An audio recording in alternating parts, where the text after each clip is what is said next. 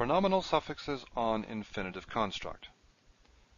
In the last module, I mentioned that the infinitive construct can take pronominal suffixes, unlike the infinitive absolute. This was one of the major differences between the two. What we'll see in this module is that when you find a pronominal suffix on an infinitive construct, it is generally the subject of the infinitive construct. Sometimes it'll be the object, but generally the subject. But infinitive constructs can also have subjects and objects marked by nouns. And we'll talk about that more in the next module. But what I want to do first right here is I want to look at how we indicate subjects and objects in verbs in general, and then compare them to the infinitive construct, just to give an overview. We've seen most of this, and I think it's a good time to look at, to bring all the details together and look at it all in one place. Perfect and imperfect versus infinitive construct. So our perfect and imperfect are our normal conjugated verbs, right? So nouns can obviously function as the subject.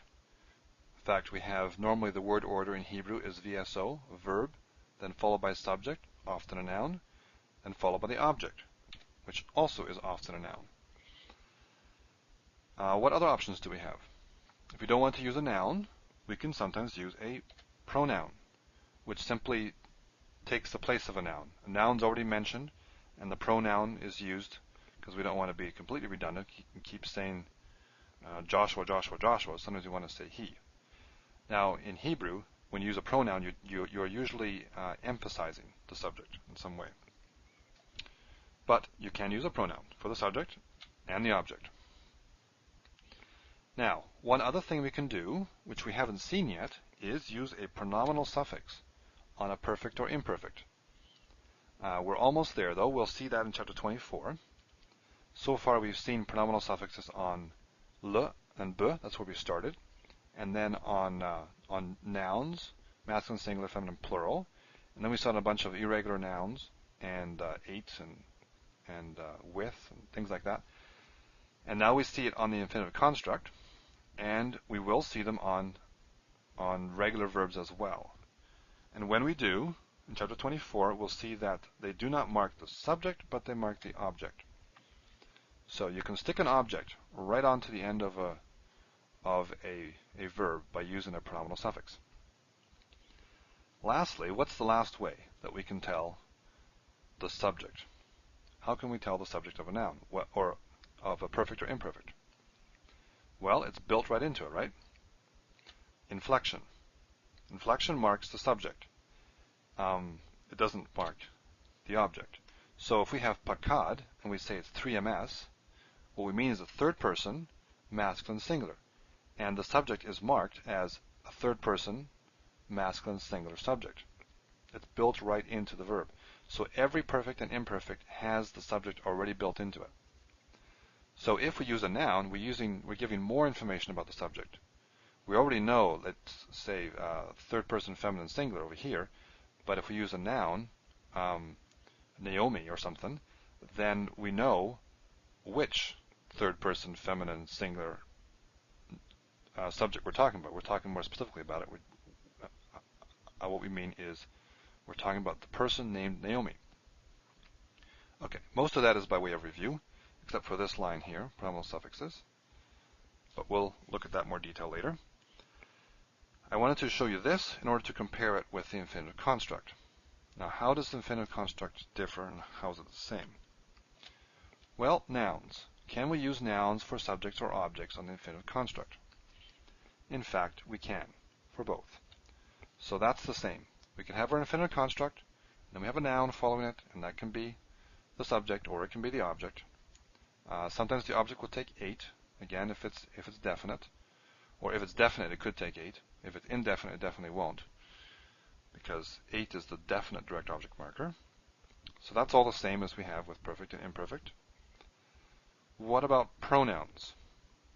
Can infinitive construct take pronouns to mark the subject or object? In fact, it cannot. So neither of these work. Infinitive construct does not take the pronoun. And by the pronoun, I mean the independent pronouns, who and he, right? At, ani. Those ones. It doesn't take those. We can use them with perfect and imperfect, but not with infinitive constructs. Instead, the infinitive construct uses the pronominal suffix, which is what this module is going to deal with once I get through this intro period here.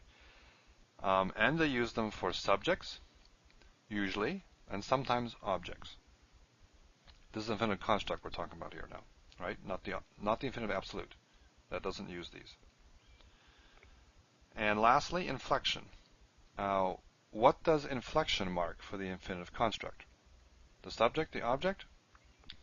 Well, that was a trick question, wasn't it? Because the infinitive construct has no person, gender, number. And so it has no inflection. No inflection at all. So obviously it can't mark, inflection can't mark the subject or object if it isn't inflected. So what I want to point out here is that the infinitive construct can use nouns for subject or objects, and it can use the pronominal suffix, generally for subject, sometimes for objects. So what you'll find is, you'll have instead of here, an infinitive construct followed by a noun, and that noun can be its subject or its object. You can also have an infinitive construct with a pronominal suffix tacked on the end, and that will generally be the subject, sometimes the object. You can also use a combination. You can have the infinitive construct with what is usually the subject, with indicated by the pronominal suffix, and then a noun indicating the object. That's quite common. This one here, using them both. Okay, let's look now at the form. When you add the pronominal suffix to an infinitive construct, the form changes.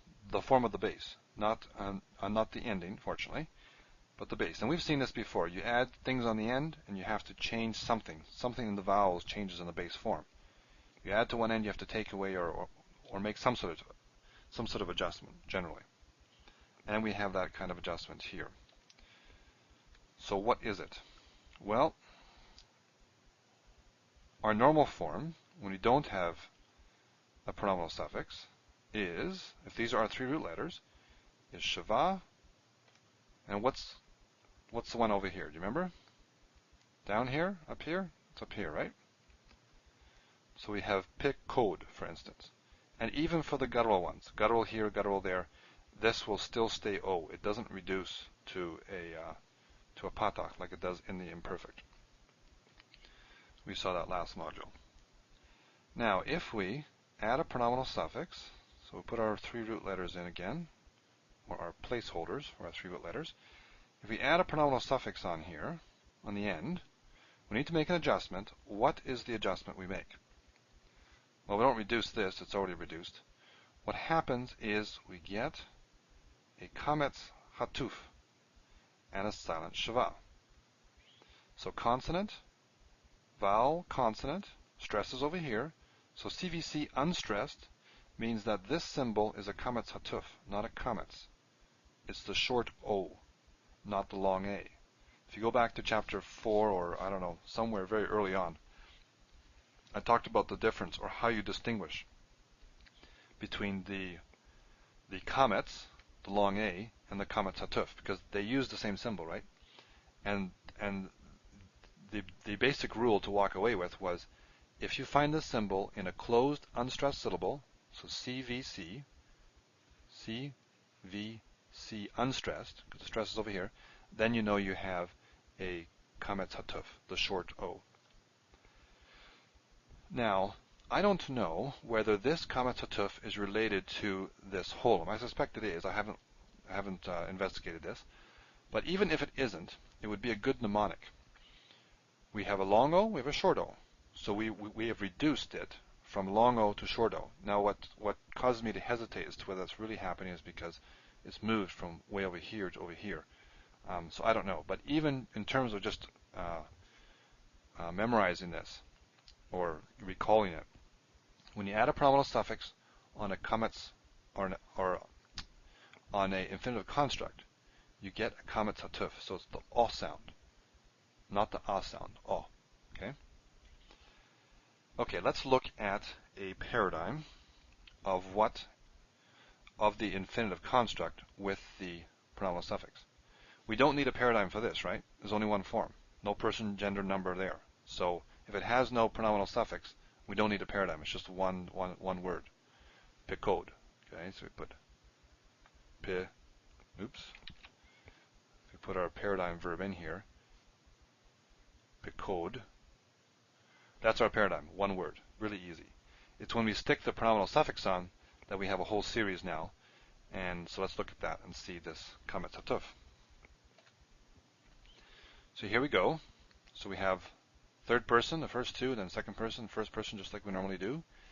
And you see, there's our kametz hatuf in all the forms. Very nice and clean. Pokdo. So we say pokdo, not pakdo. Okay, and not pakedo. The syllable division is right in here. Right? Pokdo. Now, how do we translate this? We have pokdo. I said that the pronominal suffix on an infinitive construct is generally the subject. Not always, but generally. So if we translate this as the subject, this would be his visiting. Okay?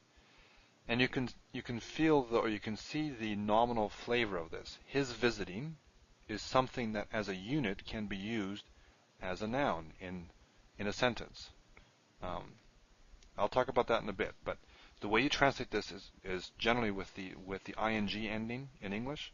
His visiting, sort of like an English gerund, if you're familiar with that terminology. If this was an object, it would be visiting him. Someone else is visiting him. His visiting or visiting him. Okay?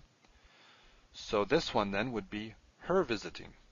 Possibly visiting her, but generally her visiting. Her is the subject. Down here, I guess I should read this here. Pokda. Here we have pokdecha. Your visiting. Possibly visiting you, but your visiting is more likely the case. Pokdech. This is your visiting feminine, possibly visiting you, but more likely your visiting feminine. Now, notice you have eich here. These endings, I should have said, they're all the same as sus. Remember the sus endings? If you go back to chapter 14, sus is or I should say sus masculine singular. The endings are the same as that, so you don't have to learn new endings here. And remember we had eich and enu. That was the only thing that made it different from le. We had lo, la, lecha, lach. With lamed it was lach, li. Lahem, lahen, lachem, lachen, lanu. And we had the h here as well. And we had lanu with le. But with sus, we had susech and susenu. So the endings here are the same as sus, chapter 14. So you can go back and look at that if you wish. I'll just take this off. Clean things up here a bit. Okay. So this was her visiting, or sorry, you, feminine, visiting, or visiting you. Probably you visiting. And this one would be what? Pokdi. So one CS ending, how would you translate that? It would be my visiting, right? Possibly visiting me. If you want this as an object, it'd be someone else visiting me, but generally this is a subject, so it'd be my visiting. And this would be their visiting, or their visiting feminine, your visiting, masculine plural, or your, talking to ladies, your visiting, feminine, and then pokdenu would be our visiting, possibly visiting us for the object, but generally our visiting. I guess I should read these here. Pokdam, pokdan, pokdechem, pokdechen, pokdenu. Okay, now, so that's what the form is. I have the kametz hatuf. Don't forget the kametz hatuf, the all sound, and the endings are the same as sus, and the translation is generally as a subject. His visiting, her visiting, my visiting, whatever. One little snag. There's always a little snag, isn't there? In these two forms, the masculine, the second masculine, so you, either singular or plural, there is an alternative form. And what you do is you switch. you switch the commentative and the shava. So here we have the commentative first, and then we have the shava. Here we have the shava, and then the commentative. And the same here. Commentative is first, and then shava. The alternative is shava is first, and then commentative. So the way you would pronounce the normal one is pok de ha.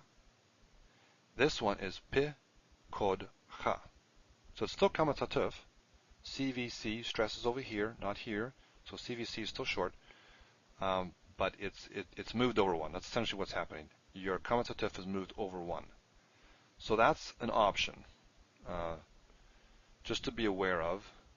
So if you see a shava at the beginning, you don't say, oh, okay, it can't be infinitive construct. It could be if it's second person. Okay, let's see. I think we need to look at some examples now. I got two examples here. Here we have Shomri et ha-Torah. So Torah, and we know this is our object, right? This et here is the definite direct object marker. So that really requires that this is the subject. Remember, this could be my observing, or it could be someone else observing me. But we already have an object. So that would cause this here to be the subject, or indicate that this is the subject.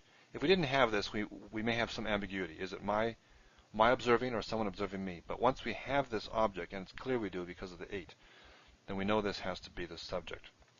So my observing the Torah. And this example is from Lambden, page 128. And one more example. I want to compare two here. Here we have Shomri oto, and here we have Shomro oti. You can hear how they're the inverse of each other, right? Shomri oto, Shomro oti. What does this mean? Well, we already have an object. In both cases, we have an object, so this has got to be the subject. Shomri, my observing him. Shomro, his observing oti, me. So, both subjects here with objects over here. Okay, so that is the pronominal suffix, or that's how pronominal suffixes work on the infinitive construct. We saw that the form, don't forget the form has a commentative.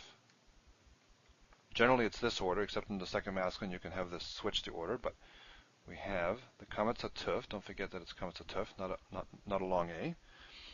And in terms of function, didn't leave much room here. There's our little pronominal suffix. The pronominal suffix is generally a subject. Sometimes object, but generally subject. And you can tell that especially when you have another object that has 8 on it.